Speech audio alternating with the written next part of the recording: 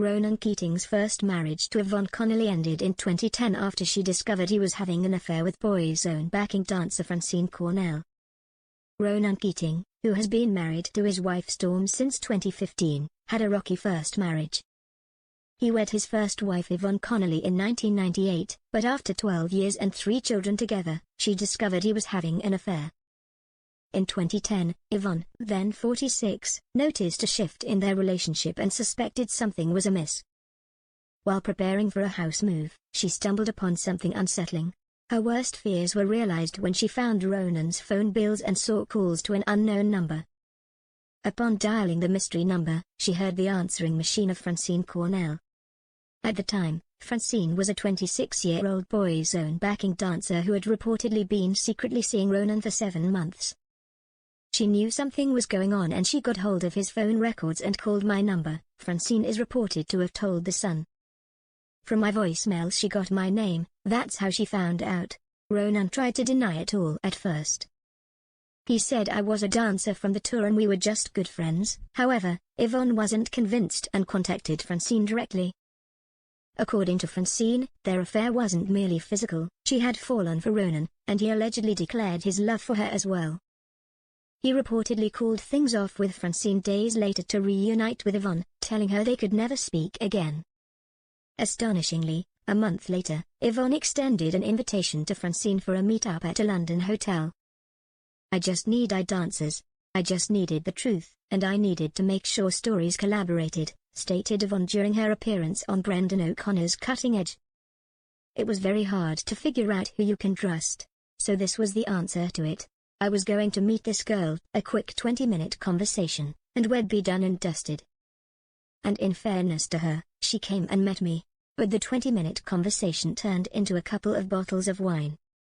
After a few hours I realized she needed it as much as I did, and I know it sounds very dramatic, but she was as much as a victim as I was. I think we both got something from it. When I look back, this is what it all boils down to. It was basically 2 girls in love with the same boy who over a 5-hour conversation realized that that boy was not who we thought he was. Drama escalated when police arrived at the hotel following Francine's mother's worried call, with Yvonne initially mistaking them for strippers. The ex-model recounted a rather unusual encounter. There was a knock on the door and I looked out through the peephole and I saw people dressed as policemen.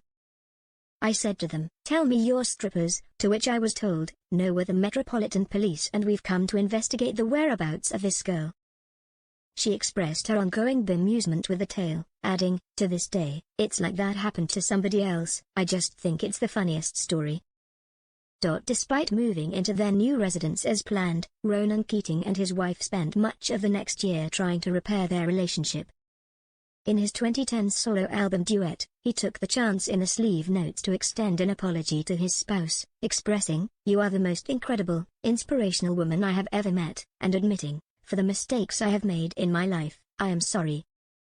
Guess you have to go there to come back. It was a dark place and you were the light to bring me back.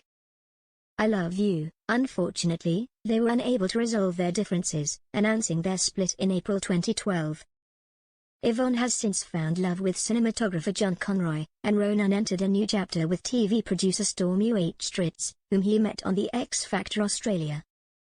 Ronan and Storm celebrated their union in a picturesque Scottish wedding in 2015 and went on to welcome 2 children, son Cooper, aged 7, and daughter Coco, aged 4. In a 2016 confession about his first marriage's infidelity, the Irish crooner expressed remorse to the Daily Telegraph, stating, "Nobody should have an affair.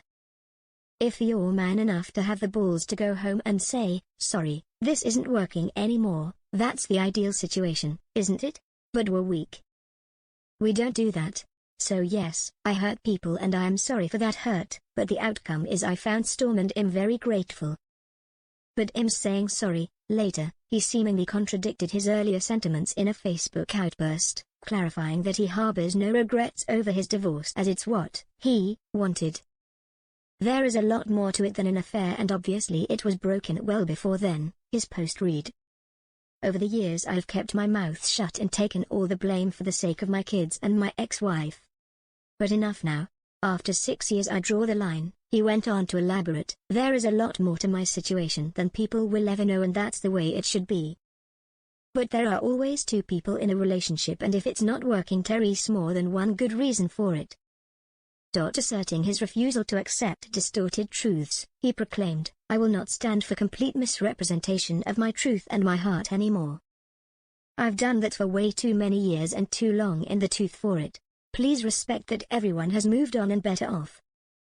Not once did I say I was apologizing to my ex-wife or saying sorry for the affair. I said I was sorry for all the hurt it had caused, to which I truly am.